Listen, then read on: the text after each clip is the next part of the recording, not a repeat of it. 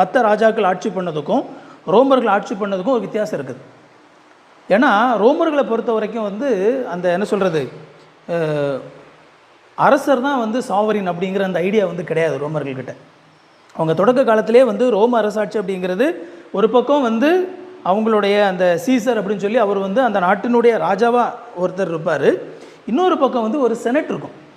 Senate, இந்த செனட்டில் வந்து பார்த்திங்க அப்படின்னா அந்த நாட்டில் உள்ள பல முக்கியமான நபர்கள் வந்து தலைவர்களாக இருப்பாங்க. ரோம அரசாங்கத்தில் அந்த ராஜா மட்டுமே நினச்சாப்புல என்ன செய்ய முடியாது, ஒரு முடிவு எடுக்க முடியாது.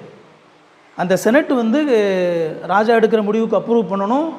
ஸோ அந்த மாதிரியான ஒரு சிஸ்டம் வந்து முதல்ல அதில் தான் வந்தது. ஸோ ராஜாவும் இருப்பாங்க, செனட்டும் இருக்கும். ஸோ ரெண்டு பேருக்கும் ஒரு டயலாக் என்ன செய்யும், ஒரு என்ன சொல்கிறது, ஒரு ஹெட்டு மாதிரி வந்து அந்த ராஜா இருப்பார். பட் ஆனால் மற்றவங்க எல்லாருமே வந்து அவங்களோட இன்புட்ஸ் என்ன செய்வாங்க அப்படின்னா கொடுப்பாங்க.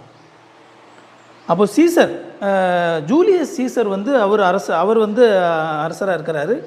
இன்னொரு ரோம சாம்ராஜ்யத்தினுடைய இன்னொரு இன்ட்ரெஸ்டிங்கான ஒரு தகவல் என்ன அப்படின்னு சொல்லி பார்த்தோம் அப்படின்னா, ரோம சாம்ராஜ்யத்தில் ஒரு அரசனுக்கு அப்புறமா அடுத்தால அவருடைய பையன்தான் திரும்ப அரசனாக வரணும் அப்படின்லாம் கிடையாது.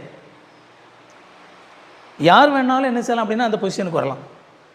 தன்னுடைய அரசனாக இருந்தால் அரசனுடைய பையன் தான். மற்ற நாடுகள் அப்படி தானே, அதுக்கு முன்னாடி இருக்கிற ராஜாக்கள் ஒரு பேர் ராஜா இருப்பார், அவருடைய பையனுக்கு வந்து அதை முடிச்சு விட்டு போயிடுவாங்க.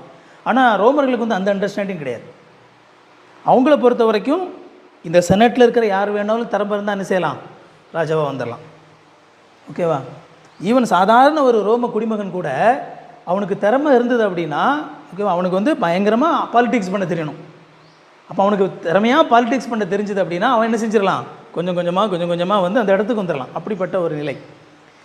ஆனால் இந்த ஜூலியஸ் சீசர் அவருடைய அந்த ஆட்சி காலத்தில் அவர் வந்து ஒரு சக்கரவர்த்தியாக மாறுவதற்கு முயற்சி பண்ணுறாரு அப்படிங்கிற ஒரு சஸ்பிஷன்.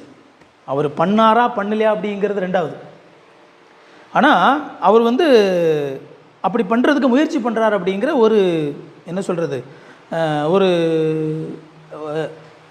என்ன சொல்லுவாங்க, அந்த கிசுன்னு சொல்லுவாங்க இல்லையா, காசிப்ஸ், அந்த மாதிரி வந்து அது என்ன செய்யுது அப்படின்னா பரவுது.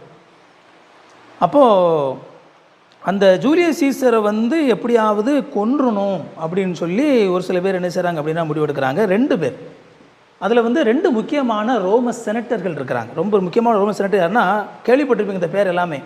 புரூட்டஸ் அப்படின்னு சொல்லி ஒருத்தர், காசியஸ் அப்படின்னு சொல்லி ஒருத்தர். புரூட்டஸ் ஷேக்ஸ்பியர் நாடகம், அந்த ஜூலியஸ் சீசர் நாடகம் படிச்சிருந்தீங்க அப்படின்னா இந்த நேம் வந்து உங்களுக்கு தெரிஞ்சிருக்கும்.